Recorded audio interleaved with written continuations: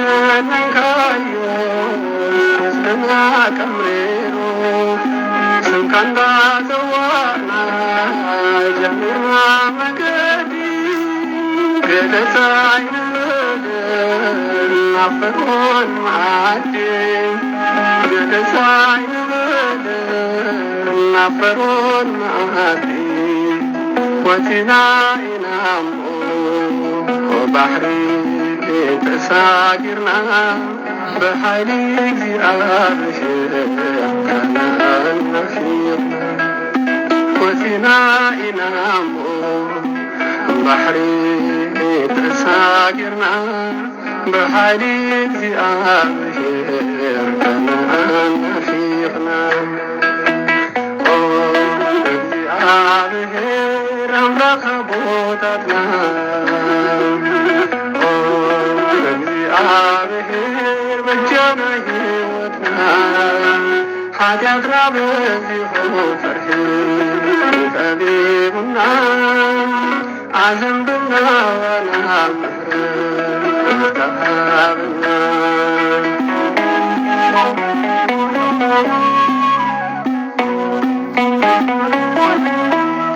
ልብና ተሪሮ ኃጢአት ዘመረ قوميتنا مكاني فنسبب زبروان ليونا أهلي فوهي ودو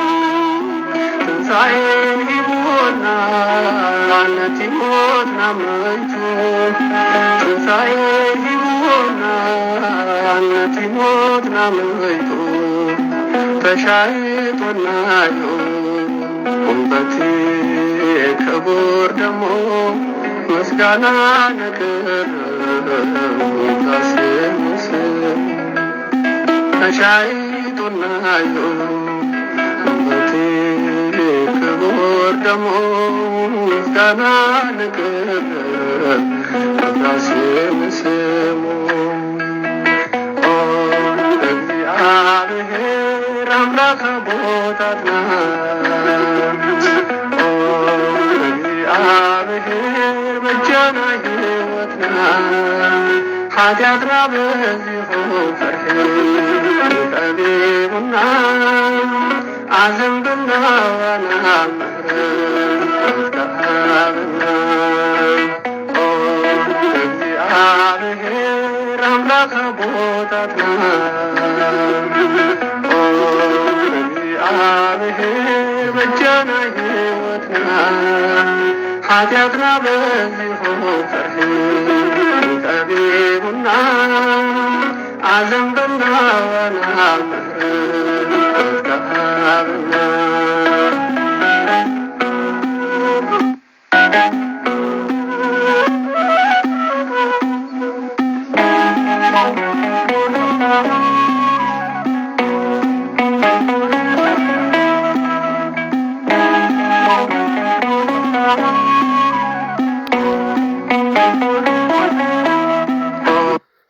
አትብ ገጽዮ ኩለንታይ በትምህርተ መስቀል ስሳ ጊዜ ገጻይን መላ አካላታይን በትምህርተ መስቀል ሰለስተ ጊዜ ማዕተብ ኣለኹ። በስመ አብ ወወልድ ወመንፈስ ቅዱስ አሃዱ አምላክ አሜን። በስመ አብ ወወልድ ወመንፈስ ቅዱስ አሃዱ አምላክ አሜን። በስመ አብ ወወልድ ወመንፈስ ቅዱስ አሃዱ አምላክ አሜን። የተባረክ እግዚአብሔር አምላከ አበዊነ ለዘአጽሐነ እስከዛ ሰዓት ዘአቆመነ ውስተ ዛቲ አውደ ምሕረት ልዕለ ባሕሪ እግዚአብሔር አምላኽና ብዓይኒ ምሕረት ጠሚቱ ሰላም ዘለዎ መዓልቲ ከም ዘውዓለና ሰላም ዘለዎ ምሸት ድማ ክገብረልና ናቱ ሰናይ ፍቓድ ይኹን አሜን። ክቡራን ዓይነተ እግዚአብሔር አቦታት ካህናት፣ ላእካነ ምስጢር ኣሕዋት ዲያቆናት፣ አቦታት አዴታት፣ መናእስያት ህፃናት ብናይ ጌታና አምላኽና መድሓኒናን ኢየሱስ ክርስቶስ ፍጹም ሰላም ኣብ ዘለናዮ ሰላም እግዚአብሔር ምስ ኩልና ህዝበ ክርስቲያን ይኹን። ድሓን ዶ ውዒልኩም? ከመይ ኢልኩም ኣምሲኹም? ድሓን ዶ ኣምሲኹም ህዝበ ክርስቲያን? ከመይ ኢልኩም ውዒልኩም? ጎይታ አምላኽና መድሓኒናን ኢየሱስ ክርስቶስ ብዓይኒ ምሕረት ጠሚቱ ብሩኽን ቅዱስን ዝኾነ መዓልቲ ከም ዘውዓለና ሰላም ዘሎ ምሸት ድማ የምስየና አሜን። ርሑስ ኣውደ ዓመት፣ ርሑስ በዓል ደብረ ሲና፣ ርሑስ በዓል ደብረ ሲና ይግበረልና ህዝበ ክርስቲያን ገዳም ደብረ ሲና ህንፀተ ቤታን ቅዳሴ ቤታን ንኣዴና ቅድስት ማርያም ዕለት 20 ዕለት 21 ሰነን ናብዚ ክቡር ኣውደ ዓመት ሰላም ስለ ዘብፅሓና ምስጋና ይኹን ንፈጣሪ ኩሉ ዓለም ኣሜን። በስመ አብ ወወልድ ወመንፈስ ቅዱስ አሐዱ አምላክ ስም በቅዱስ ሥላሴን ዘአምኖት ማፀን ከደከ ሰይጣን በቅድም ዚአትም የቅድስት ቤተ ክርስቲያን እንተ ኢትስሚ ማርያም ጽዮን ለዓለም ዓለም ንአኩተከ ዘሰባከ ንባርከከ ዚን ተአምነከ ንስእለከ ንሰበቃከ ንገንለከ ዚን ቀደደ ስምከ ቅዱስ ንሰግድ ለከ ወዘለከ ይሰግድ ኩሉ ብርክ ወለከት ከናይ ኩሉ ሳን አንተ ውእቱ አምላክ አማልክት ወእግዚአ አጋእስት ወንግሥተ ነገሥት አምላክ አንተ ለኩል ዘሥጋ ወለኩላ ዘነፍሰውን ጸዋእከነ በከማርነ ቅዱስ ወልድከ እንዘምል አንተ ምሰሰበ ጸልይ ከመዝበል አቡነ ዘበሰማያት አሜን። አቡነ ዘበሰማያት ይትቀደስ ስምከ ትምጻእ መንግሥትከ ወይኩን ፈቃድከ በከመ በሰማይ ከማሁ በምድር ሲሳየነ ዘለለ ዕለተነ ሀበነ ዮም ህድግ ለነ አበሳየነ ወጌጋየነ ከመ ንሕነግ ለዘአበሰ ለነ ኢታብአነ እግዚኦ ውስተ መንሱት አላ አድኅነነ ወባልሐነ እምኩሉ እኩይ እስመ ዚአከ ይእቲ መንግሥት ኃይል ወስብሐት ክብር ዓለም ዓለም በሰላም ቅዱስ ገብርኤል መልአክ ወግዝእትነ ማርያም ሰላም ለኪ ድንግል በህልናቺ ወድንግል በሥጋቺ እመእግዚአብሔር ጸባኦት ሰላም ለኪ ብሩክታ አንቲ እማንስት ወብሩክ ፍሬ ከርስኪ ተፈሥሒ ፍስሕቲ ኦ ማርያም ምልዕተ ጸጋ እግዚአብሔር ምስሌኪ ሰአሊ ወጸሊ ምሕረተ በእንቲአነ ሀበ ፍቁር ወልድኪ ኢየሱስ ክርስቶስ ከመ ይስረይ ለነ ኃጣውኢነ ተማኅፀነ ብኪ ጸሎተ ሃይማኖት ነአምን በአሐደ አምላክ እግዚአብሔር አብአዜ ኩሉ ገባሪ ሰማያት ወምድርም ዘያስትሪ ወዘኢያስትሪ ወነአምን በአሐዱ እግዚእ ኢየሱስ ክርስቶስ ወልደ አብ ዋሕድ ዘሎ ምስለ መፈጠር ዓለም ብርሃን ዘእምብርሃን አምላክ ዘበአምላክ ዘበአማን ዘተወልደ ወአኮም ዘተገብረ ዘኦሪ ምስለ መለኮቱ ዘበቱ ኩሉ ኮነ ወዘእንበሊህ ሰአል ወዘኮነ ወኢምንትን ዘበሰማይኒ ወዘበምድርን ዘበእንቲአን ለሰው በእንተ መድኃኒትነ ወረደ እምሰማያት ተሰብአ ወሰጎም መንፈስ ቅዱስ ማርያም እምቅድስት ድንግል ኮነ በሲኦሰለ በእንቲአነ በመዓለ ጲላጦስ ጴንጠናዊ ሃሞ ወመተ ወተቀሮ ተንሥአ እሙታን አመ ሣልስት ዕለት በከመ ጽሑፍ ጾታ መጽሐፍትን አርገ በስብሐት ውስተ ሰማያት ወነብር መልአኩ ዳግም ይመጽእ በስብሐት ይኰነን ሕያዋን ሙታን ወአልቦ ለመንግሥቱ ነአምን በመንፈስ ቅዱስ እግዚእ ማየ ወሰረጸ እምአብ ንስግደት ወንሰቦ ምስለ አብ ወወልድ ዘነበ ነቢያቱ ነአምን በአሐቲ ቅድስት ቤተ ክርስቲያን እንተ ለዓሉ ኩልዋ ዘሐዋርያቱ ነአምን በአሐቲ ጥምቀት ለስርዓተ ኃጢአት ወንሴፈ ወሰላም ወሕይወተ ዘይመጽእ ለዓለመ ዓለም ቅዱስ ቅዱስ ቅዱስ ቅዱስ እግዚአብሔር ጸባኦት ፈጽሞ ለሰማያት ወምድረ ቅድሳተ ስብሐቲከ ንሰግድ ለከ ክርስቶስ ምስለ አብከ ሰማያዊ ወመንፈስከ ቅዱስ ማያዊ እስመ መጻእከ ወአድኃንከነ እሰግድ ለአብ ወወልድ ወመንፈስ ቅዱስ አሐተ ስግደተ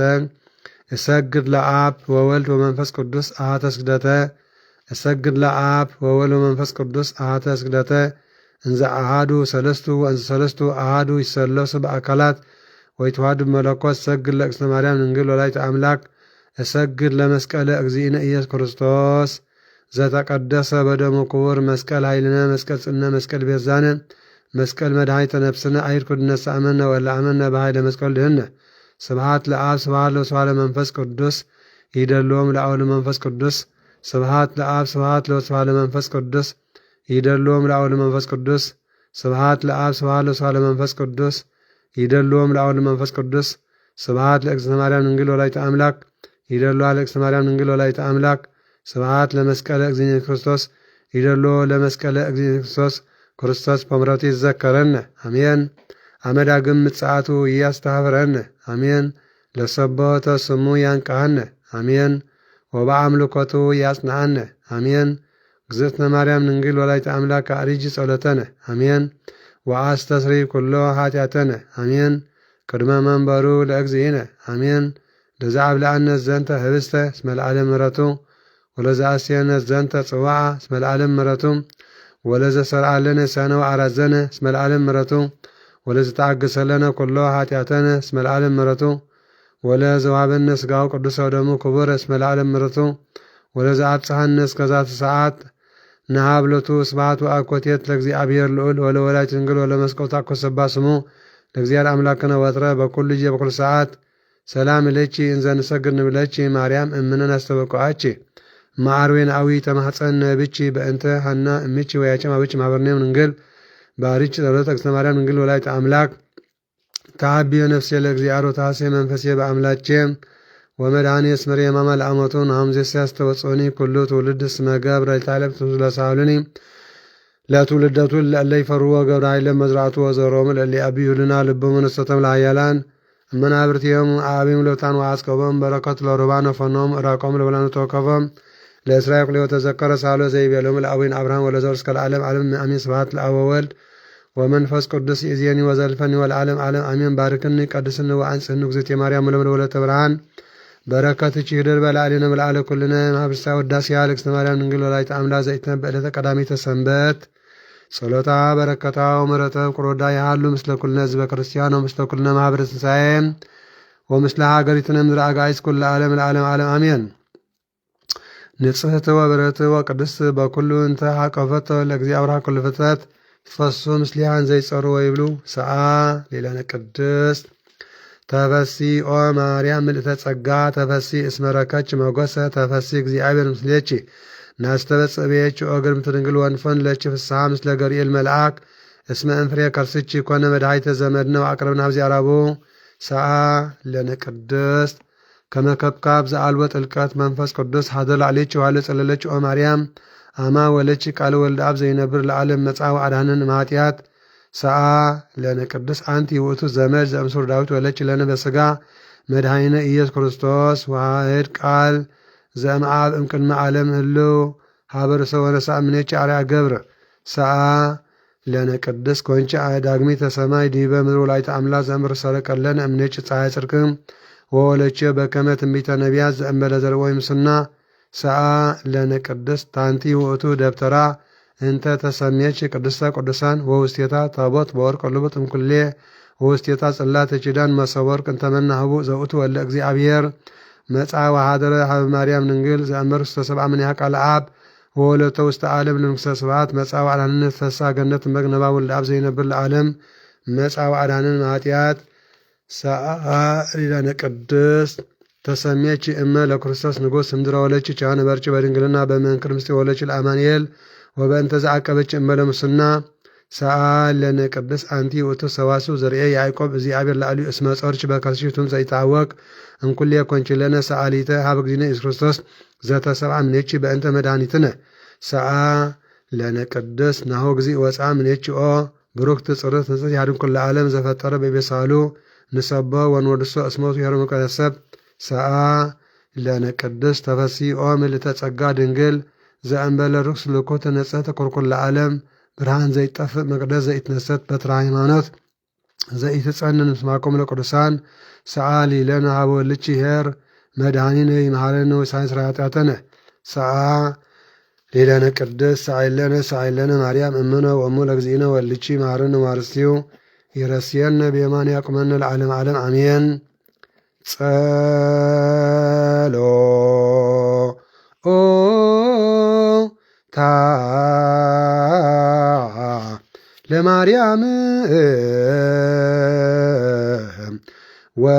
ወስእለ ታ ለኩልነ ህዝበ ክርስቲያን ቀበነ ማተ ወልዳ ጸሎ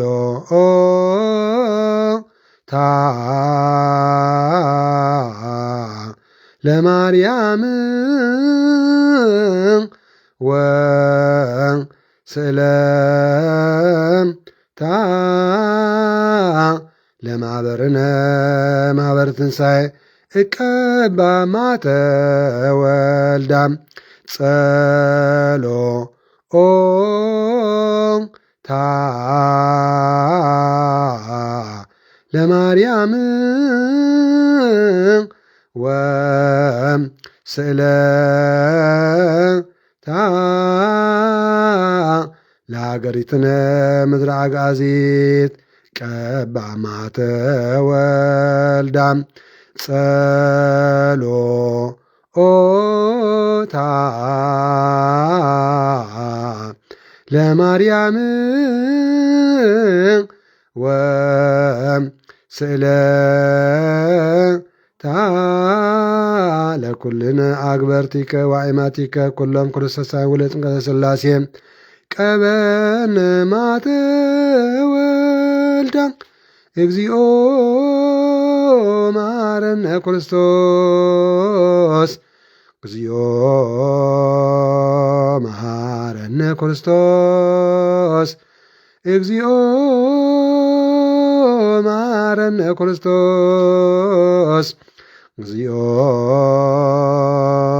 መሐረነ ክርስቶስ ባርከነ እግዚኦ አምላክነ ውስቶና ሰማይ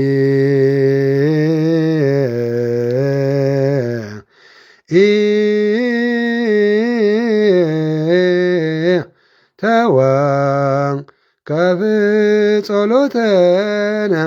መሐረነ እግዚኦ ወተሳሃለን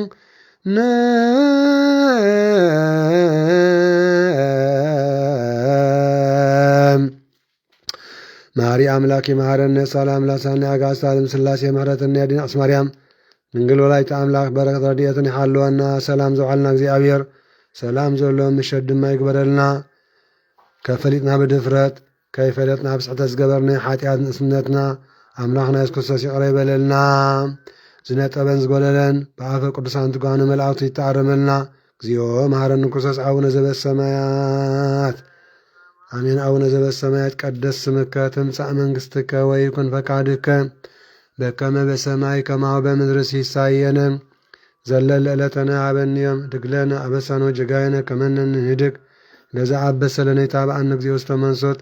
አላ አድኅነነ ባልሃነም ኩሉ እኩይ እስመ ዚአከ ይእቲ መንግሥት ኃይል ወስብሐት ክብር ለዓለመ ዓለም። በሰላመ ቅዱስ ገብርኤል መልአክ ኦግዝእትነ ማርያም ሰላም እለኪ ድንግል በሕሊናኪ ወድንግል በሥጋኪ እመ እግዚአብሔር ጸባኦት ሰላም እለኪ ቡርክት አንቲ እማንስት ፍሬ ከርስኪ ተፈሥሒ ፍስሕቲ ኦ ማርያም ተጸጋ እግዚአብሔር ምስሌኪ ሰአሊ ወጸልዪ ምሕረተ በእንቲአነ ሀበ ፍቁር ወልድኪ ኢየሱስ ክርስቶስ ከመ ይስረይ ለነ ኃጣውኢነ ተማፀነ ብኪ አሜን። ብክርስቶስ ክርስቲያን ወልድ ውሉዳን መንፈስ ቅዱስ መንፈሳን ተሰማኹም ናይ ልዑዝያር አምላኽና ፍቁራን ስድራ ቤት መፍቀርቲ አዴና አስ ማርያም ተራዳእነት ናይ ኩሎም ቅዱሳን መላእክቲ ቅዱሳን ነቢያት ሐዋርያት ጻድቃን ሰማዕታት ረድኤቶም ይዓቅበና ድሓን ደምሲኹም ከመይ ውዒልኩም ህዝበ ክርስቲያን ድሓን ደውዒልኩም ድሓን ደምሲኹም ጎይታናን አምላኽና መድሓናን ክርስቶስ ሰላምን ምሕረትን ይሃበና ብዘለናዮ እምበኣር ካብ ዝቀፂለና ዒለቱ ቃል ወንጌል ክሰምዒና እዚ ዝገበር እግዚአብሔር አምላኽና ድማ ክብሪ ምስጋና ይኹኖ አሜን። ክቡራን ህዝበ ክርስቲያን መንፈስ ቅዱስ ወፈጽማ መንፈስ ቅዱስ አሜን። ስለዚህ ቅዱስ ቃሉ እግዚአብሔር አምላኽና ዝኸበረን ዝተመስገነን ይኹን። እምበኣርሎም መዓንቲ ዕለት ዕስራ ሰነ ዓመታዊ በዓለ ዝኽሪ ህንፀተ ቤታ ንኣዴና ቅድስቲ ድንግል ማርያም እሞ ርሑሳዊ ዓመት ይግበረልና አሜን። ወንጌል ቅዱስ ሉቃስ ምዕራፍ 4 ካብ ፍቅዲ 23 ክሳብ 38 ከም ዝስዕብ ዘሎ ቃል እግዚአብሔር አምላኽ ኣነ ንስኻትኩምን ይመሃር ማለት እዩ። ንቃል እግዚአብሔር አምላኽ ሰሚዖም ዝፍጽምዎ ህዝበ ክርስቲያን ናይ ዘለዓለም ዓለም ህይወት ኣለዎም። ጎይታናን አምላኽናን መድሓኒናን ኢየሱስ ክርስቶስ ድማ ከምዚ ይበሎም፣ አንተ ሐኪም ቅድም ንርእስኻ ፈውስ ዝብል ምስላዶ ትምስልለይ ኣለኹም እምበኣር ከምቲ ኣብ ቅፍርናሆም ጌርካዮ ክብሉ ሰማዕናዮ ኩሉ ኣብዚ ኣብ ገዛ ዓድኻ እውን ግበር ትብሉኒ ከም ዘለኹም እርግፀኛ የበሎም። ከምዚ ከዓ በሎም ነቢ ኣብ ዓዱ ኮቶ ከም ዘይከብር ብሓቂ ብሓቂ እብለኩም ኣለኹ በሎም። ብዘመን ነቢ ኤልያስ እንሆ ጸሎት ምጸለየ ነቢ ኤልያስ ምድረ ሰማይ 3 ዓመትን 6 ወርሕን ዝተዓጽወሉ ግዜ ኣብ ኩላታ ምድሪ ከዓ ብርቱዕ ጥሜት ዝኾነሉ ወርሓት ኣብ እስራኤል ብዙሓት መገለታት ከም ዝነበራ ብሓቂ ብሓቂ እብለኩም ኣለኹ እብል። እንተኾነ ነቢ ኤልያስ ናብ ሓንቲ መበለት ሰበይቲ ማለት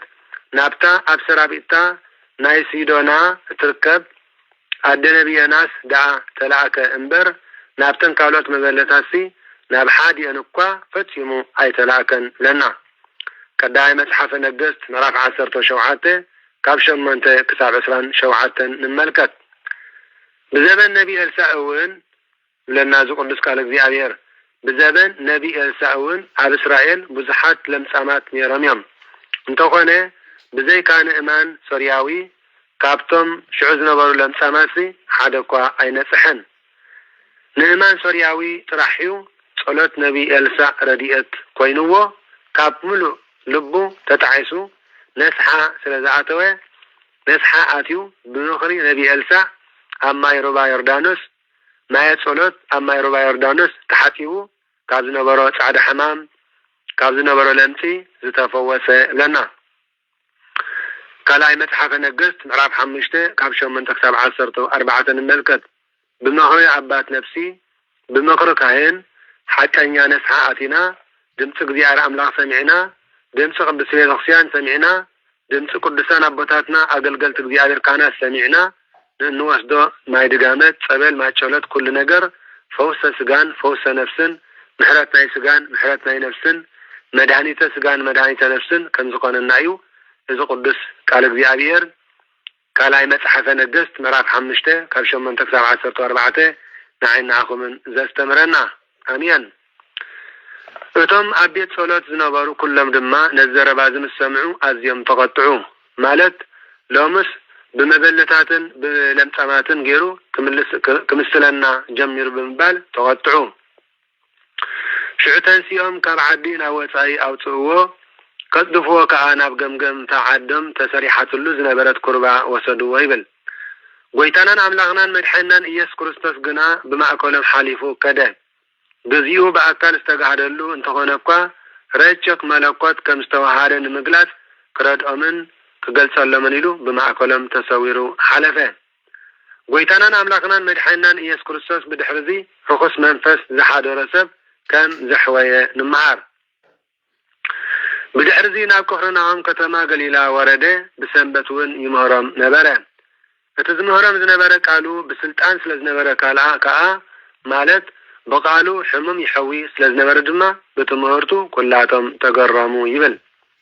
አብታቢየት ጸሎት አይሁድ ድማ ጋኔን ማለት ርኩስ መንፈስ ዝሓደረ ሰብ አይነበረ በዓቢ ድምጺ ካዓ ከም ዝንዳበለ ጨረሐ ርኩስ መንፈስ ካዓ ኦ ኢየሱስ ናዝራዊ መሳኻሞ እንታይ ዓቕሚ አለኒ መሳኻሞ እንታይ ዓቕሚ አለኒ ከተጥፋና ደመጺካ من مخانك فلتي نسخا ناي املاح قدس يخابلو بحق صلاه صوم مزصون كريستيان والحنت سفرا بلون صلاه مزصل كريستيان والحنت سفرا يبلون سجدت مززوتر كريستيان والحنت سفرا يبلون مصوات مذهب مسناسح كريستيان والحنت سفرا يبلون كله انغبر ነገር ካብ ልብ ዝናቀለ ተዓሳ ዘለዎ حق መንገድ ሒዝና ተራፈቲምናዮ ثلاثنات تسعرا يمخانيو إذ قدس قال እግዚአብሔር نعيناهم زستمرنا أمين ويتانان أملاقنا مدحنان إيسوس كريستوس كأ نتي ثلاثنات سقبل كابزي بعريا سلاسي استفترة ولدون وصائلو قصته هاي الحكي هنا بعريا قاس تعلم سلاسي ملك عن مسلن أقاس تعلم سلاسي زتفترنا أبلبنا كحدر زقبه أبا أمرنا كحدر زقبه قال እግዚአብሔር አምላክ ባንበሪ መናፍስቲ ኮነን አባና ከሐድር ዝግባም መናፍስቲ ኮነን አብልብና ከሐድር ዝግባም መናፍስቲ ኮነን አባምረና ከሐድር ዝግባም መናፍስቲ ኮነን አብሰራ ወርደምና ከሐድሩን ከነብሩን ዝግባም አባምረና አብልብና አብሰራ ወርደምና አብ ኩሉ አካላትና ከሐድር ዝግባ ጸጋታት እግዚአብሔር እዩ ወበታት እግዚአብሔር እዩ ሰላም እግዚአብሔር ቃል እግዚአብሔር አምላክ ያባና ከሐድር ዝግባ አናን ስኻስኩም እኮ ቤተ መቅደስ አምላክ ኮይና ህዝበ ክርስቲያን ካብቲ ወድ በርባዓ ጓል በሰማንያ ነሆ በአብራከ ስላሴ በስመ አብን ወልድን መንፈስ ቅዱስን ካብ ተጠመቅናሉ ወንድሐርኮ አነስኻትኩም ደቂ ስላሴ ኮይና ስለዚህ ነሆ ባሪያ ስላሴ አስተፈጥረ ወድሰብ ከሐድር ዝግቦ ቅዱስ ቃለ እግዚአብሔር አምላክ ዳንበሪ ነሆ መሕደሪ መናፍስቲ መሕደሪ አጋንንቲ ክንከውን አይነግባአናን ይነሩ አነስኻትኩም ተመልከቱ እስከ ካብዝ ባሪያ ስላሴ ዝተፈጥረ ወድሰብ መልክዕን ምስልን ስላሴ ዝሓዘ ቅርጹ መስቀል ዘለዎ ሰብ አንታ ጋኔን ውጻእ ኢሉ ገሰጾ እቲ ጋኔን ድማ ማእከሎም ጻሕ ሓበሎ ገለ ከይጎድኦ ከዓ ካብኡ ወጽእ ብል ኩሎም ከዓ ሰንበዱ ንሓድሕዶምን ንርኩሳት መናፍስቲ ብሓይልን ብስልጣንን ዝእዞም እቶም ርኩሳን መናፍስቲ ድማ ተዓዚዞም ዝወጹ እዚ ተዓዚዞም ዝወጹ እዚ ነገር ዝስ እንታይ እንዳበሉ ተዘራረቡ ይብል ጎይታናን አምላክናን መድሐናን ኢየሱስ ክርስቶስ ድማ ዝናው ናብቲ ኣብ ከባቢ ዘሎ ኩሉ ዓድታት ወጸ ማለት ተሰምዐ ብድሕርዚ ጎይታና አምላክናን መድሐናን ኢየሱስ ክርስቶስ ኣብ ቤት ጸሎት አይሁድ ወጽዩ ናብ እንዳ ካብ ቤት ጸሎት አይሁድ ወጽዩ ናብ እንዳ ስምዖን ኣተወ حماس سمعون كا ببرتع رسمي حميمة نبرت بزعباون كحويا إلهم ንጎይታናን አምላኽናን መድኃኒናን ኢየሱስ ክርስቶስ ለመንዎ ጎይታናን አምላኽናን መድኃኒናን ኢየሱስ ክርስቶስ ከዓ ኣብጥቃ ደው ኢሉ ነትረስና ጎንሖ አርሓቆ ቦቡ ካብ ዝነበረ ሕማም ረስኒ ስለዝሓወየት ድማ ተንሲኣ ከዓ አገልገለቶም ይብለና ማለት እዩ ተመልከቱ ህዝበ ክርስቲያን ኣነ ንስኻትኩምን መዓስዮም ርኩሳን መናፍስቲ ናባና ዝቀርቡ እንተዳኢልና ካብ ክርስቲያናዊ ስነ ምግባር እንተዳኣ ተፈሊና ካብ ክርስቲያናዊ ስነ ምግባር እንተዳኣ ርሕቅና ካብ ጸጋታት መድኃኒ ዓለም ካብ ጸጋታት እግዚአብሔር እንተዳኣ ርሕቅና ኣነ ንስኻትኩምን ንምሳሌ ንሰብነትና ንኣካላትና ካብ ብጾም ዝርከብ ጸጋ ብጸሎት ዝርከብ በረኸት ብምጽዋ ዝርከብ በረኸት ብስግደት ዝርከብ በረኸት እዚ ካብ ኩል ነገር እንተዳ ፈሊናያ ምስ አምላኽ ዘይብለ ሰብ ምሕደር ናይ ካልእ ክኸውን ናይ ግድን ማለት እዩ ምስ እግዚአብሔር አምላኽ ዘይነብር ሰብ ምሕደር ናይ ካልእ ክኸውን እዚ ናይ ግድን ስለዝኾነ ኩሉ ግዜ ኣነ ንስኻትኩምን ምስ መን ንነብር ኣብ ህይወትና ኣብ ልብና ኣብ ኣእሙረና መን ይነብር እዚ ክንፈልጥ ይግባእ ሰውነትና የእሙረና ልብና ምሕደሪ ናይ መን ምዃኑ ክንፈልጥን ከነስተውዕልን ይግባእና እሞ ናይ ብሓቂ ናብዚ ሎማዓንቲ ሰነ ማርያም ዘብፅሓና እግዚአብሔር አምላኽና ክብርን ምስጋናን ኣምልኾን ውዳሴን ህንፀተ ቤታ በረኸት ረድኤት ናይ ኣጋዕዝተ ዓለም ስላሴ እስኩላትና ህዝበ ክርስቲያን ይኹን አሜን ንኣምን በቃለ ወንጌል ከቅዱስ ሰማይን ምድርን ክሓልፍ እዩ ቃለይ ግና ኣይክሓልፍን ይበለ ጎይታ ንደቀ መዛምርቱ ስለ ኩሉ ነገር ምስጋና ፀሓየን ፈጣሪ ኩሉ ዓለም አሜን ለዛቲ ቤት ነፃ ወልድ ለዛቲ ቤት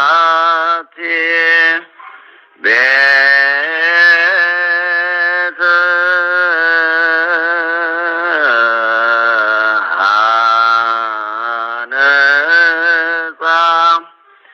ወልድ ወፈጸማ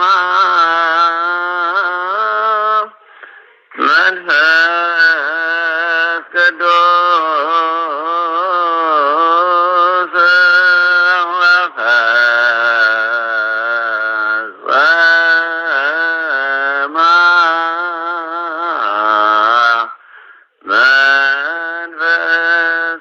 ቅዱስ ወፈጸማ መንፈስ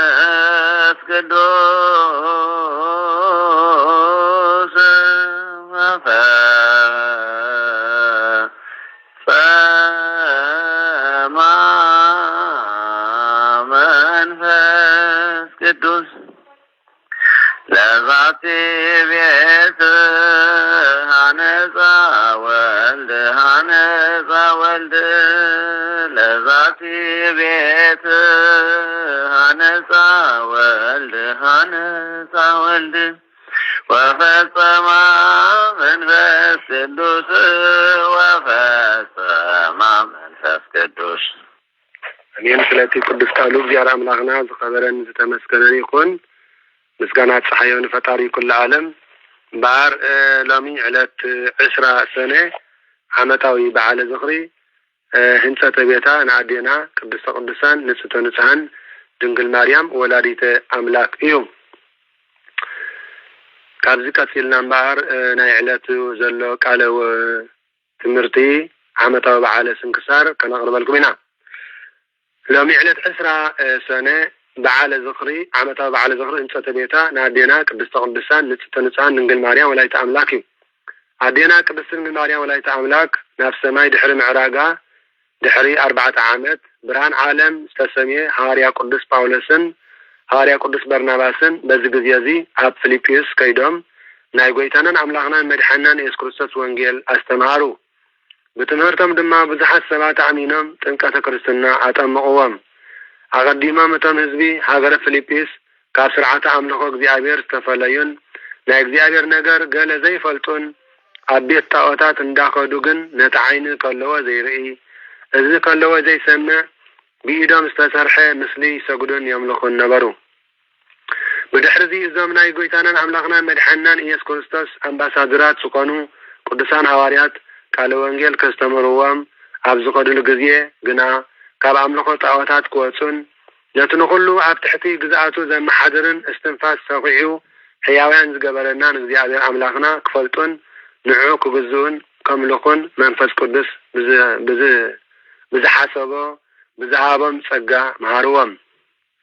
ደጊሞም ድማ ናብ አምልኾተ ጣዖት ከይምለሱ ከዓ አትሪሮም አጠንቀቕዎም ይብለና። ናብ አምልኾተ ጣዖት ከይምለሱ አትሪሮም አጠንቀቕዎም ይብለና እቲ ቅዱስ ቃል እግዚአብሔር አምላኽ። እቶም ህዝቢ ሃገረ ፊልጵስዩስ ግና ኣብ ዓዶም ብዘይካ ቤተ ጣዖታት ካልእ አምልኾተ እግዚአብሔር ዝፍጽሙሉ ስፍራ ስለ ዘይነበሮም ናብ ቤት ጣዖታት ኣይትኺዱ ኢልኩምና ኣለኹም በልዎም። በዓል ሐዋርያ ቅዱስ ጴጥሮስን ጳውሎስን እንታይ ኢሎሞም? ናብ ቤት ጣዖታት ኣይትኺዱ ኢልኩምና እንተኾነ ንእግዚአብሔር አምላኽ እነገልግለሉ እነምልኸሉ ናይ ጸሎት ስፍራ ስለ ዘይብልና መጸለይ ዝኸውን ቦታ ሃቡና፣ መጸለይ ዝኾን ቦታ ግበሩልና፣ መጸለይ ዝኾን ስፍራ መርቁልና በልዎም። ንሐዋርያ ቅዱስ ጳውሎስን ሐዋርያ ቅዱስ በርናባስን ሽዑ ኣብታ ሃገር ዝተሰርሐ ቤተ መቅደስ ብዘይ ምንባሩ ብመንፈሳዊ አገልግሎት ስርዓተ አምልኾ ንክፍጽሙ ኣዝዮም ተሸጊሮም ነበሩ። ቅዱሳን ሐዋርያት ጳውሎስን በርናባስን ከዓ ነቲ ናይ ሃገረ ፊልጵስዩስ ዝበልዎም ሓሳባት ኩሉ ናብ ሊቀ ሐዋርያት ቅዱስ ጴጥሮስን ቅዱስ ሐዋርያ ዮሐንስን ለኣኸሎም ይብል። ቅዱስ ጴጥሮስን ቅዱስ ሐዋርያ ዮሐንስን ኣብ እስራኤል እዮም ነይሮም። ጳውሎስን በርናባስን ግን ኣብዚ ቃለ ወንጌል አስተሚሮም ኣብ ሃገረ ፊልጵስ ማለት እዩ። ስለዚ ሐዋርያ ቅዱስ ጴጥሮስን ዮሐንስን ከዓ ከም ዝበልዎም ብዘይ ፍቃድ ጎይታናን አምላኽናን መድሓኒናን ኢየሱስ ክርስቶስ ክትገብርዎ ትኽእሉ ነገር የልበን እሞ ኣብ ወንጌል ቅዱስ ዮሐንስ ምዕራፍ 15 ካብ ፍቅዲ 1 ክሳብ 5 ብዘይ በኣይ ሓንቲ እኳ ክትገብሩ ኣይትኽእሉን ኢኹም ኢልና እዩ ጎይታ። ግና ከም ዝግበሩ ማለት ነቶም ህዝቢ ሱባኤ ከኣቱ ንገርዎም እሞ ጎይታናን አምላኽናን መድሓኒናን ኢየሱስ ክርስቶስ ከዓ ፍቃዱ እንተኮይኑ ቤቱ ክስራሕ እንተፈቂዱ ጸሎትና ክሰምዓና ባዕሉ ከዓ ምላሽ ክበና ይበልዎም። ተመልከቱ፣ ንዝኾነ ይኹን ነገር ኣነ ንስካትኩም ሎሚ ሱባኤ ክንገብር ይግባአና። ንፍቅሪ፣ ንሰላም፣ ንዕርቂ፣ ንሓድነት ንኩሉ ኣቁር መዓተከ ክንብል ኣለና ማለት እዩ። ፈኑ እድየከ ፈኑ ሰላመከ ኣውርድ ምህረተከ ክንብል ይግባአና ንስካትኩም ሎሚ። ስለዚ ንስኹም ብጸሎት ጸልዩ ብዘለኹም ሞ ንሕና ከዓ ክንጽሊ ኢና ክብሉ መለስሎም። ብድሕሪዚ ዝኣተውዎ ሱባኤኦም ምስ ወድኡ በዚ ዕለት እዚ ማለት 20 ሰነ ጎይታናን አምላኽናን መድሓኒናን ኢየሱስ ክርስቶስ ንኩሎም ኣብ ቀረባን ኣብ ርሑቕን ዝነበሩ ኩሎም ቅዱሳን ሐዋርያት ብዓምዲ ደበና ጽዒኑ ኣብ ፊልጵስዩስ ናብታ ሐዋርያ ቅዱስ ጳውሎስን ቅዱስ በርናባስን ዝነበሩዋ ቦታ ኣምፅኡ ኣብኣ ኣኻኸቦም። ብድሕሪዚ ሐዋርያ ቅዱስ ዮሐንስ ከምዚ ኢሉ ጸሎት ናብ አምላኽ ጸለየ። ኦ ጎይታይ አምላኸይ መድሓኒየይን ኢየሱስ ክርስቶስ ንምንታይ ዳ ኣብዚ ኣኻኺብካና ክብል ንእግዚአብሔር ብመልክዕ ጸሎት ገይሩ ሓተቶ። ጎይታናን አምላኽናን መድሓኒናን ኢየሱስ ክርስቶስ ድማ ጸዊዕኻዮ ዘየጽቅጥ ደሊኻዮ ዘይስአን ከምዚ ክብል መለሰሉ። ብስም ወላዲተይ ቅድስተ ቅዱሳን ንጽሕተ ንጹሓን ድንግል ማርያም ካብ ጫፍ ዓለም ክሳብ ጫፍ ዓለም ቤተ ክርስቲያን ክትሃንጹ ፈቃደዩ እሞ ህንፃ ቤተ ክርስቲያን ከሪአኩም ኢለ መጽእ ዘለኹ ኣታሃናንፃ ስርዓት ቤተ ክርስቲያን ክመሃረኩም ስለ ዝደለኹ ብምባል ተዛረቦ። ሽዑ ጎይታናን አምላኽናን መድሓኒናን ኢየሱስ ክርስቶስ ብነገረ መለኮቱ ተገሊጹ ናብ ምብራቅ ኣቢሉ ወሰዶም እሞ ተረሓሒቆም ዝነበሩ 3 ኣእማን ማለት ዓበይቲ ደንጎላ ነበሩ። ጎይታናን አምላኽናን መድሓኒናን ኢየሱስ ክርስቶስ ድማ ነዞም 3 ዓበይቲ ደንጎላ ብተኣምራት ነቲ 3 ደንጎላ ኣቕሪቡ ቁመቱን ጎኑን ዓቂኑ ሃቦም። ብድሕሪዚ እቲ ደንጎላ ብተኣምር እግዚአብሔር አምላኽ ከም እሳት ዘውዓዮ ስምዒ ኣብ ንሆ ኣብ ኣእዳዎም እንዳለምለመ እንዳተሰሕበ ቁመቱ 24 ጎኑ ድማ 12 እመት ገይሮም ሰርሕዎ። ጎይታናን አምላኽናን መድሓናን ኢየሱስ ክርስቶስ ድማ እምበኣር ንስኻትኩምን ከምዛ ዘርአኹኹም ጌርኩም ስርሑ ኣብ ኩሉ ዓለም ኢልዎም ከደ ቅዱሳን ሐዋርያት ከዓ እቲ ዝቐረበሎም ኣእማን ብተኣምራት ናብ ዝደለይዎ ቅርጺ ከም ዝረሰነ ስምዒ እንዳጠዋወዩ ናይ ኣዴና ቅድስተ ቅዱሳን ንጽሕትን ንጽሕናን ድንግል ማርያም ወላዲተ ኣምላክ ቤተ ክርስቲያን ሃነጹ። ጎይታናን አምላኽናን መድሓናን ኢየሱስ ክርስቶስ ድማ ንጽባሒቱ ማለት ዕለት 21 ሰነ ቅዳሴ ሰሪዑ ኣዴና ቅድስተ ቅዱሳን ንጽሕትን ንጽሕናን ድንግል ማርያም ወላዲተ አምላክ ወንበር ሐዋርያ ቅዱስ ጴጥሮስ ተራዳኢ ካህን ቀዳሜ ሰማዕቲ ቅዱስ እስጢፋኖስ ዲያቆን ሰራይ ዲያቆን ቅዱስ ዮሐንስ ድማ ቀንዲል ገይሩ ቀዲሱ ቅዱስ ቁርባን አቅረቦም። በዚህ ነገር እዚ ሰማያውያን መላእክትን ምድራውያን ሰባትን በሓድነት ነው አመስገኑ። እዚ ቅዱስ ገድሊ እዚ ድማ በ53 ዓመተ ምህረት ማለት ኣዴና ቅድስት ድንግል ማርያም ወላዲተ አምላክ ናብ ሰማይ ካብ ተዓርግ ኣብ መበል 4 ዓመታ በ53 ዓመተ ምህረት ተፈጸመ። ኣዴና ቅድስት ማርያም በ49 ዓመተ ምህረት ያ ናብ ሰማይ ዓሪጋ 49 ዓመተ ምህረት ያ ሰማይ ዓሪጋ እምበኣር ሎሚ ዕለት 20 ሰነን ጽባሕ ድማ ዕለት 21 ሰነን ህንጸተ ቤታን ቅዳሴ ቤታን እንዳተባሃለ ንኣዴና ቅድስት ድንግል ማርያም ወላዲተ አምላክ ዝግለጽ ዓመታዊ ክብረ በዓል እዩ። ጸሎታን ኣማላድነታን ንኣዴና ቅድስት ማርያም ወላዲተ አምላክ ምስኩላትና ህዝበ ክርስቲያን ይኹን ኣሜን። ብዛዕባ ማርያም ደብረ ሲና ዝምልከት ድማ ኣብ ናይ ጽባሕ ናይ ዕለት 21 ሰነ ከነዘንትወልኩም ኢና ኣሜን። ካልኣይ ዓመታዊ በዓለ ዝኽሪ ዕረፍቱ ንነቢ ኤልሳ ዝሃገረ እስራኤል እዩ። ኤልሳ ማለት ትርጉሙ ሓላዊ ሃገር ማለት እዩ። ነቢ ኤልሳ ትውልዱ ካብ ነገደ ይሳኮር ኮይኑ ስም ኣቡኡ ድማ ሻፍጥ ይበሃል። ስም ኣቡኡ ሻፍጥ ይበሃል። ቀዳማይ መጽሓፈ ነገሥት ምዕራፍ 19 ፍቅዲ 16 ክንምልከት ንኽእል።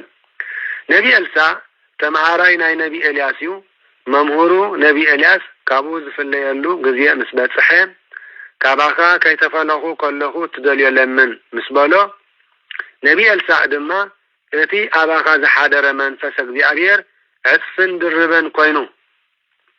እቲ ኣባኻ ዝሓደረ መንፈስ እግዚአብሔር ዕፅፍን ድርበን ኮይኑ ኣባይ ይሕደር ኢሉ ለመኖ።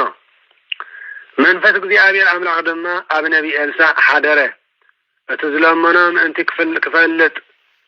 ክፍለጥ ድማ ነቢ ኤልያስ ሓደ ምዉት ከተንስእ ከሎ ነቢ ኤልሳ ድማ 2 ምዉታን ኣተንስአ። ስለዚ ብዕፅፍን ድርበን ስለዝበለ ማለት እዩ። ነቢ ኤልያስ ንማይ ሩባ ዮርዳኖስ ሓደ ግዜ ክሳገር ከሎ ነቢ ኤልሳ ድማ 2 ግዜ ተሳገረ። ብድሕሪዚ ነቢ ኤልሳ ንመምህሩ ኤልያስ ኣፋንዩ ዮርዳኖስ ተሳጊሩ ምስ ተመልሰ ኣብ ከተማ ኢያሪኮ ኣትዩ ኣብኣ ክነብር ፈተወ። ክቕበልዎ ዝመፁ ሰብ እታ ከተማ ድማ እዛ ከተማ እዚኣ ንምንባራ ጥዕምቲ እያ፣ እቲ ዝስተ ማይ ግን ጥንሲ ዝሰድድን ህፃና ዝቐትልን ክፉኡን መሪርን ይበልዎ። ነቢ ኤልሳ ድማ ኣብ ሓድሽ ዕትሮ ጨው ጌርኩም ኣምጽኡለይ በሎም። ምስ ኣምጽኡሉ ድማ ኣብ ዓይኒ ማይ ኣፍሲሱ ከም ዝበለ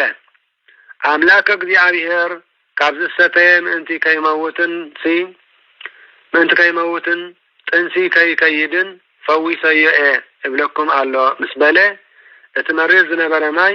ምረቱ ጠፊኡ ጥዑም ዝስተ ማይ ኮነ። ኣብ ቤቴል ምስ በጽሐ ድማ ነቢ ኤልሳ ካህናት ንሆ ኩሉ እዚ ማይ እዚ ነቶም ዝኣመኑ ይብለና፣ እዚ ማይ እዚ ነቶም ዝኣመኑ ጥዑም ኮነ፣ ነቶም ዘይኣመኑ ግን ከም ዝነበሮ መሪር ኮነ ብለና ማለት እዩ። ነቶም ዝኣመኑ ግን ጥዑም ኮነ።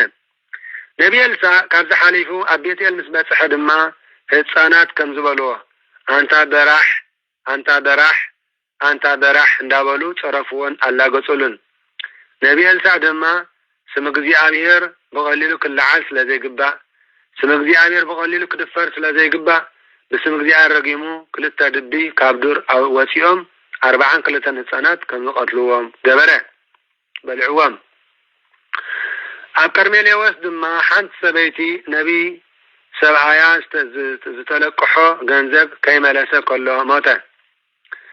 ብድሕሪዚ መለቅሒ መጺኡ እንተዘይመሊስክለይ ደቅኺ ክወስዶም እየ ምስ በልዓ ንሳ ድማ ንነቢ ኤልሳ ተማሕፀነቶ።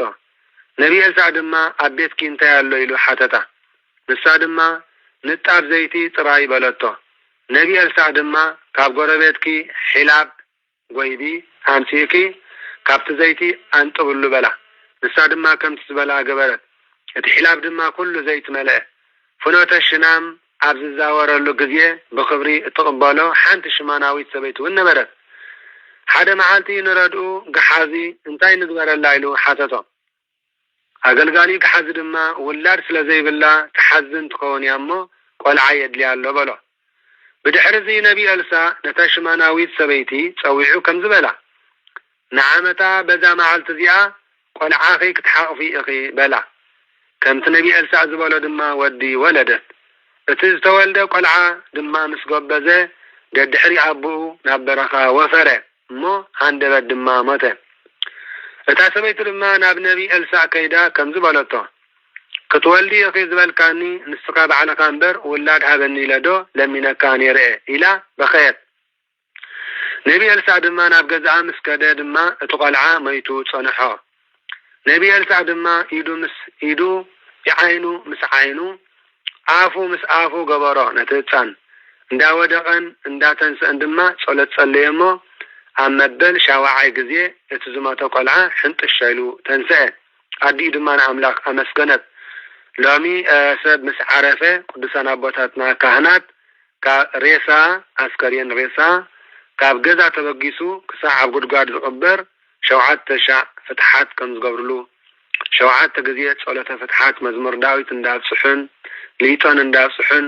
ወዳቴ ማርያም ናይ 7 መዓልት እንዳብጽሑን 7 ግዜ ጸሎተ ፍትሓት ከም ዝገብርሉ ካብ ገዛ ተበጊሱ ካብ ክግነት ጀሚሩ ካብታ ማይ ድጋመት ተሓሲቡ ማይ ጸሎት ተሓሲቡ እንሆ ናይ ነገነዝ ማይ ጸሎት ተሓሲቡ ክሳዕ ግብእ ነፍስየ ውስጥ ዕረፍቲ ይርባሃል ክሳዕ ናብ ጉድጓድ ዝኣቱ 7 ግዜ ጸሎት ከም ዝገብርሉ ከምቲ ጥበበኛ ኢያሱ ንእስራኤላውያን መሪሕዎም ናብ እስራኤል ከኣቱ ከሎ ንጠጥሪ ኢያሪኮ 7,000 ዓመት ዘርዎ ከም ዝፈረሰ ከምኡ ድማ ኣነን ስኻትኩምን ብፍላት ኮነ ብዘይፍላት ዝገበርናዮ ሓጢኣት ናይ ነፍስን ናይ ስጋን ፈጺሙ በቲ ቅዱሳን ኣቦታትና ዝገበርዎ ጸሎት ከም ዝስረየልና ከም ዝድምሰሰልና ኢና ንኣምን ማለት እዩ ስለዚ ነቢ ኤልሳዕ ናብ ገዛ ናይዛ ሰበይቲ ከይዱ ንዖ ከም ዝስዕብ እዩ ዝገበረ ማለት እዩ ንእግዚኣብሔር ኣምላኽና ክብሪ ምስጋና ይብፅሓዮ ነዚ ህፃን እዚ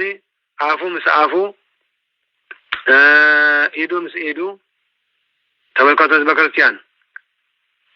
ወኒ ኣፉ ምስ ኣፉ ኢዱ ምስ ኢዱ ምስ ኩሉ ነገር ኣተሓሒዙ ንእግዚኣብሔር ኣምላኽ ስለ ዝለመኖ ንዖ እዚ ህፃን እዚ ድማ ብኩሉ ነገር ሓወየ ይብለና ማለት እዩ ናይ ብሓቂ ነቢ ኤልሳዕ ድማ ኢዱ ምስ ኢዱ ዓይኑ ምስ ዓይኑ ኣፉ ኣብ ኣፉ ገበሮ እንዳወደቀን እንዳተንሰን ድማ ጸሎት ጸለየሞ ኣብ መበል ሻዋዓይ ግዜ እቲ ዝሞተ ቆልዓ ሕንጥሽ ኢሉ ተንሰአ ኣዲ ድማ ንኣምላኽ ኣመስገነት ኣሜን ብድሕሪ እዚ ደቂ ኮነ ደቂቀ ነቢያት ድማ ናብኡ መፁ ንረድኡ ገሓዚ ድማ ቆፅሊ ጠጢቃ ሃቦም በሎ ጥሜት ስለ ዝኾነ ስእነ ስለ ዝነበረ ቆፅሊ ጠጢቁ ክህቦም ኣዘዞ ገሓዚ ድማ ከይመረፀ ዝረኸበ ቆፅሊ ጠጢቁ ሃቦም መሪር ስለ ዝነበረ ድማ መርዚ ኣለዎ በሉ ነቢ ኤልሳዕ ድማ ብሓርጭ ስርናይ ገይሩ ለዊጡ ምስ ሃቦም ድማ ምሮቱ ጠፊኡ ምቁር መግቢ ኮይኑሎም ተመገቡ ነቢ ኤልሳዕ ኣብ ዘበኑ ብዙሕ ተኣምራት ከም ዝገበረ ኣብ መጽሓፍ ቅዱስ ሰፊሩ ኣሎ ነቢ ኤልሳዕ ካብ 852 ዓመት ዓለም ክሳብ 798 ዓመት ዓለም ዝነበረ ቅዱስ ናይ እግዚአብሔር ነቢዩ ጸሎትን ጸጋ በረከትን ምስ ኩላትና ህዝበ ክርስቲያን ይኹን ኣሜን መተሓሳሰቢ ኣነ ንስካትኩም ሎሚ ክንፈልጦ ዝግባአና እሱ ድማ እንታይ እዩ ኣብ ቅድሚ ስኡን ብሃብትኻ ኣይትዛረብ ኣብ ቅድሚ ስኡን ብሃብትኻ ኣይትዛረብ እዚ ንስኻ ሃብቲንካ ዘለኻ እዚ ንስኻ ሃብቲንክዮ ዘለኺ ናይዚ ደኺ ዘሎ ሓውኻ ናይዛ ደኺያ ዘላ ሓብትኻ ናይ ኩሎም ጠቕሊልካ ትህሉ ምናልባት ሃብታም ኢኻ ብቕንዕና እንተኾይኑ እግዚአብሔር ተመስገነ ይኹን ብዓመፅ እንተደኣ ኮይኑ ግን ፍርዲ ኣምላኽ ኣብ ልዕሊኻ ኣሎ ፍርዲ ኣምላኽ ኣብ ልዕሊኻ ኣሎ ኩሉ ሃብታም እግዚአብሔር ስለ ዝፈቐዶ ከይመስለና ንሆ ሃብትና ብፍቓድ ኣምላኽ ተደኣ ኮይኑ እግዚአብሔር ተመስገነ ይኹን ሃብትና ብዓመፅ ናይ ዓለምን ብናይ ሓጢኣት ነገራትን እንተደኣ ኮይኑ ግን نو زي كنا سحال يقبعنا مالتيو أكرم حموم بزلك عنا أي تجار أكرم حموم بزلك عنا أي تجار 10 ساعات ناي معالتقوا كنا تتغير كم نقولنا مشت يكاير إما كل جزية زقون يكون حموم سبريقة أنت حموم أي تبلع منياتو زقون يكون سب أكلاوت عنا كقدن يقليو أكلاوت عنا كسن يقليو يأمرون لبن حلنا عندنا العلم دي عبر أملاك إما أكال سنكل سجاق أمبر أكال سنكل يأمره الذي اللي أبز كنت يقبعنا مالتهم فترات أملاك بفتهم كانت قليلة بالله فترة أملاك بفتهم كان الناس كم زي بالنايو إذا قدس قال بزيار أملاك نعين عقم زستمرنا زل مالتهم الذي أكد محمون بزلكات عنا أي تجهر لنا له كنا بنقبعنا سلا تعنانا سلا نهاتنا تعنان سلا كل نجارن سلا حمومان كنت اللي يقبعنا سلا أسران كنت اللي يقبعنا سلا جياش كنت اللي يقبعنا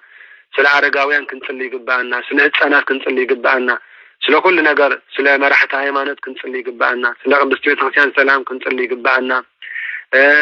سلا مقاننت سلا سبا سلطان سلا كلهم كنت اللي يقبعنا مالتي سلا فريان مدري سلا كلايا سلا نفاسات سلا وعي نفاس أير كله سلا عزرتي كنت اللي يقبعنا أنا نفقاتكم من كوران زكرتيان سلذي أكد مدوكم بحيلك أي تزارب أكد محزن بحاقوسك أي تزارب أكد مأسور بزلك نتمنت أي تزارب أكد مخان بدكك أي تزارب أي تنيت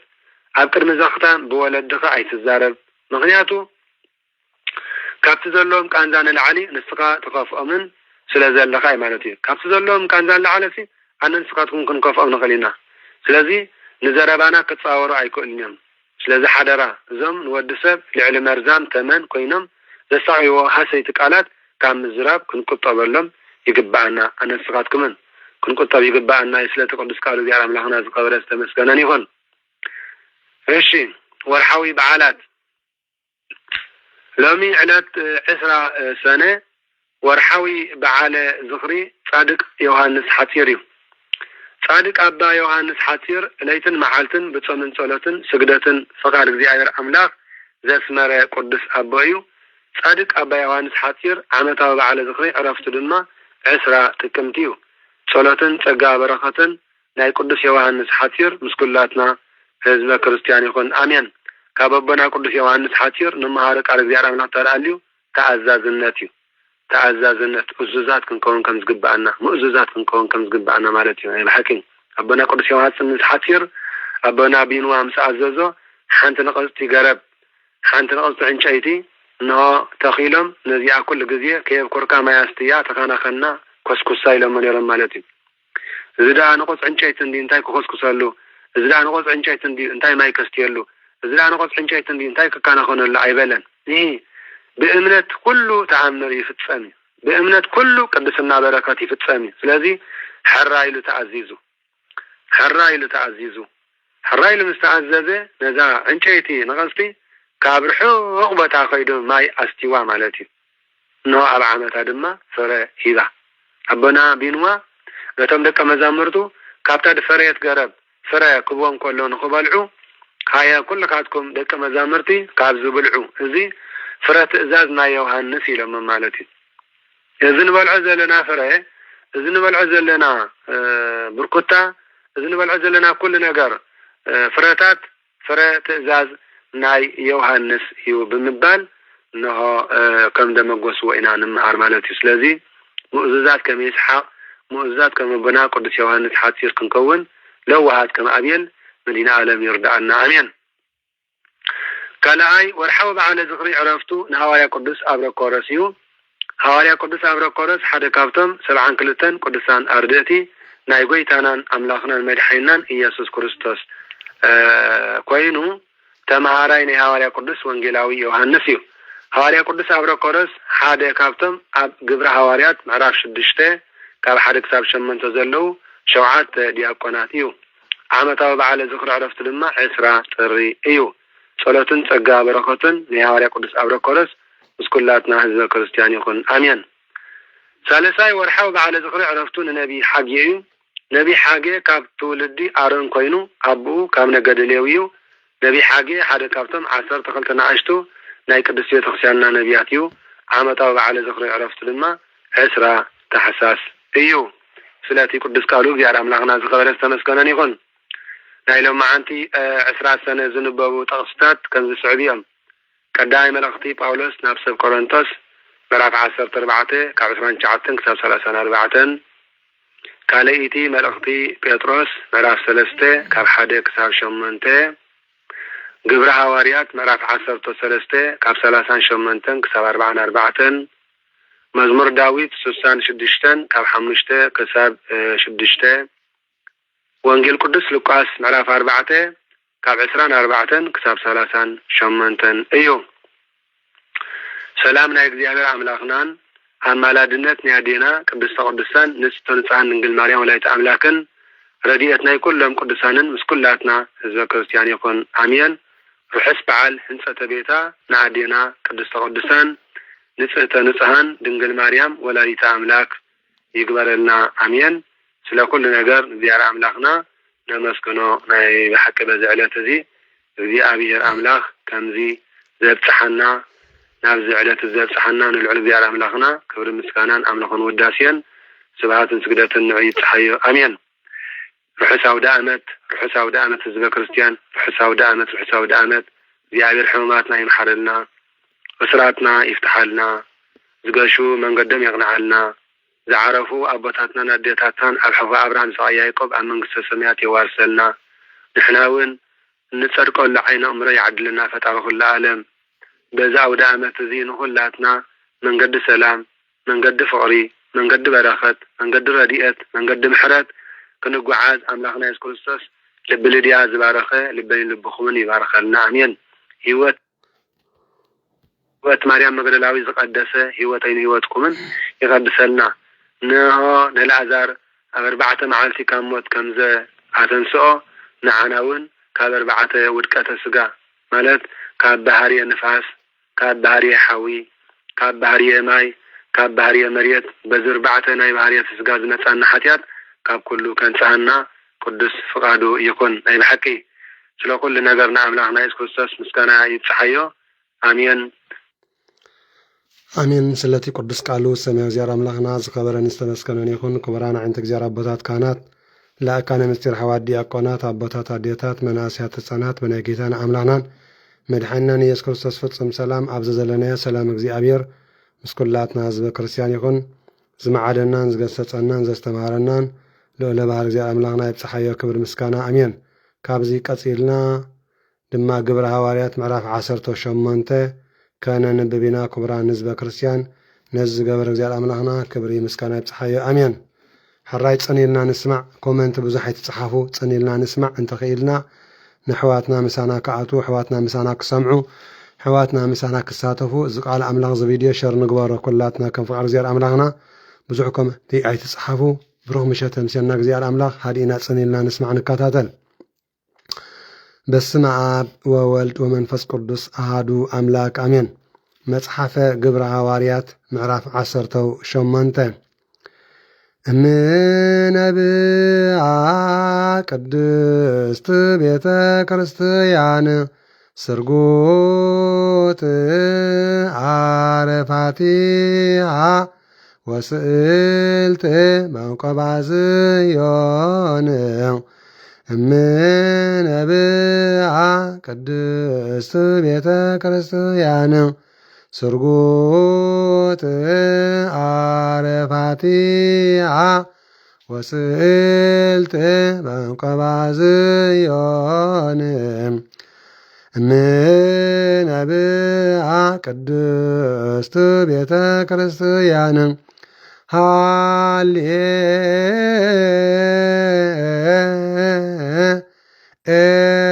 ሃሌሉያ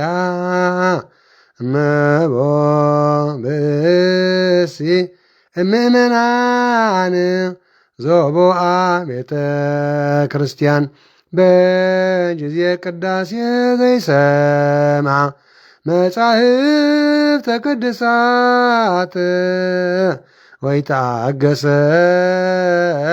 እስከ ይፈጽሙ ጸሎተ ወቅዳሴ ወይተመጠወ እምቁርባን ይሰደድ መቤተ ክርስቲያን እስማዓ ማእሰነ ሕገ እግዚአብሔር ዋስተሃቀረ ቁሞተ ቅድመ ንጉሥ ሰማያዊ ንጉሠ ሥጋ ወመንፈስ ከመዝ መዓሩነ ሐዋርያት በአብጠሊሶሙ አንቲ ውእቱ መሰበ ወርቅ ንጹሕ ተውስቴታ ምናቡ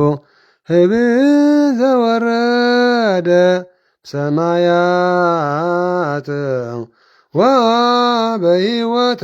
ለኩሉ ዓለም። በስመ አብ ወወልድ ወመንፈስ ቅዱስ አሐዱ አምላክ አሜን። መጽሐፈ ግብረ ሐዋርያት ምዕራፍ 18 ናይ ቅዱሳን ሐዋርያት ተአምር፣ ናይ ቅዱሳን ሐዋርያት ግብሪ፣ ናይ ቅዱሳን ሐዋርያት አገልግሎት፣ ናይ ቅዱሳን ሐዋርያት ስራሕ፣ ናይ ቅዱሳን ሐዋርያት ተልእኾ።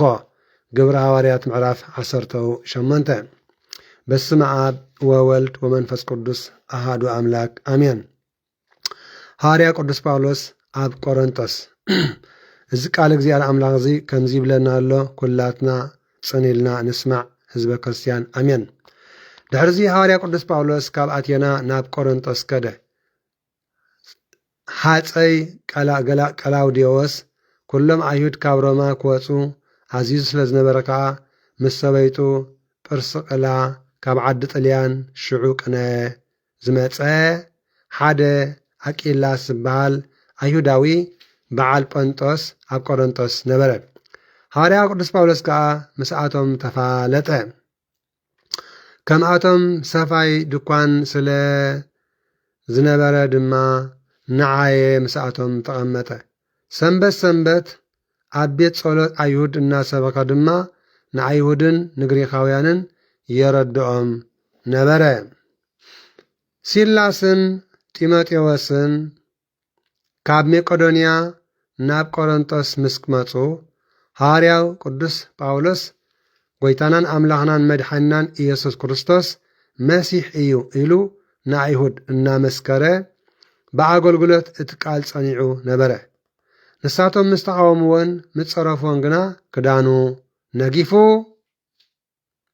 ደምኩም ኣብ ርእስኹም ይኹን ኣነ ንጹሄ፣ ደምኩም ኣብ ርእስኹም ይኹን ኣነ ንጹሄ፣ ደምኩም ኣብ ርእስኹም ይኹን ኣነ ንጹሄ፣ ካብ ሕጂ ከዓ ናብ ኣሕዛብ ክኸይድ እየ በሎም። ካብኡ ወፂኡ ድማ ኣብ እንዳ እቲ ቤቱ ኣብ ጥቓ ቤት ጸሎት ኣይሁድ ዝነበረት ኢዮስጦስ ዝበሃል ንእግዚአብሔር ዘመልኽ ሰብኣይ ኣተወ። ቀርስጶስ ዝበሃል መራሕ ቤተ ጸሎት ኣይሁድ ከዓ ምስ ስድራ ቤቱ ብጐይታናን ኣምላኽናን መድሓኒናን ኢየሱስ ክርስቶስ ኣመነ። ብዙሓት ካብ ሰብ ቆሮንጦስ እውን ንሐዋርያ ቅዱስ ጳውሎስ ሰሚዖም ኣመኑን ተጠምቁን። ጐይታናን ኣምላኽና መድሓኒናን ኢየሱስ ክርስቶስ ከዓ ንሐዋርያ ቅዱስ ጳውሎስ ሓደ ለይቲ ብራእይ ከምዚ በሎ። ሓደ ለይቲ ብራእይ ተገሊጹ ከምዚ በሎ፣ ኣይትፍራህ ተዛረብ ደኣ እምበር ስቕ ኣይትበል፣ ኣይንፈርህን። ንጐይታናን ኣምላኽና መድሓኒናን ኢየሱስ ክርስቶስ ሒዝና ሎሚ እውን ተናስሑ ንብለኩም ኣለና፣ ኣይንፈርህን።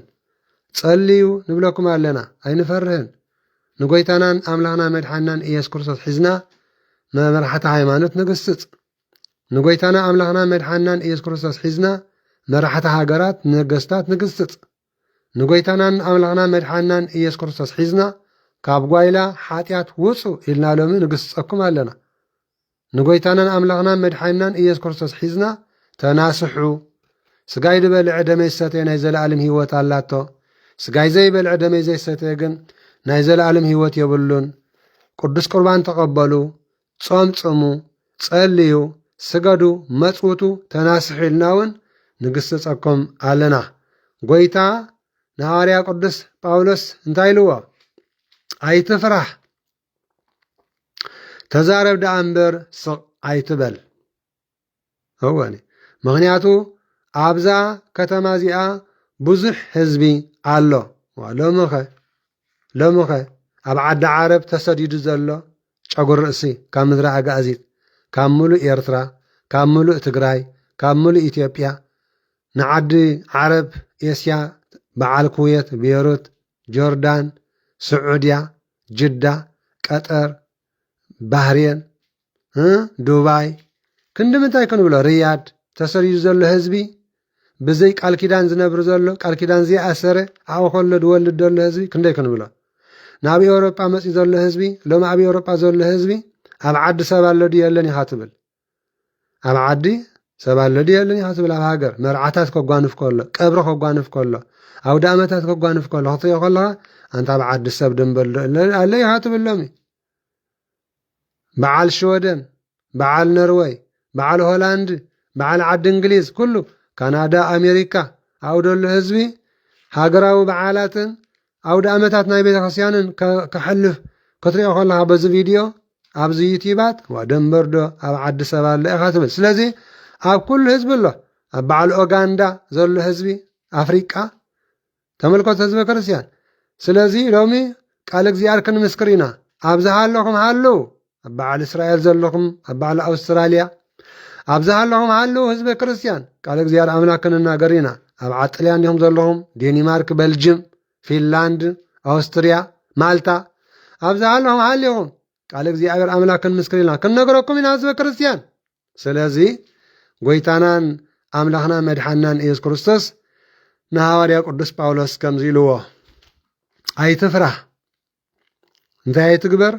ኣይትፍራሕ ተዛረብ ደኣ እምበር ስቕ ኣይትበል። ምክንያቱ ኣብዛ ከተማ እዚኣ ብዙሕ ህዝቢ ኣለኒ ክምለስ ዝደልዮ